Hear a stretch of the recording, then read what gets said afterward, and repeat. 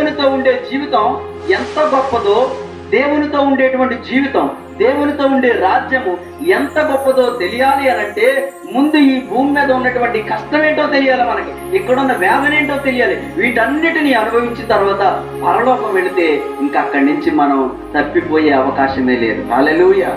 Direct గా దేవుడే మొదట కొంతమంది దేవదూతలను ఆయన కొరకు నిర్మించుకుంటే వారికి దాని విలువ తెలియక కొంతమంది దేవుడుండే స్థానంలోనికి వెళ్ళాలనేటువంటి ఒక జీవపు డంబము కలిగినటువంటి ఒక భయంకరమైనటువంటి పాపముతోటి వారి మనస్సులోకి ఆలోచన వచ్చేసరికి వాళ్ళకి దీని విలువేంటో తెలియట్లేదని బయటికి నెట్టేశాడు దేవుడు. పరలోక బహిష్కరణ చేశాడు.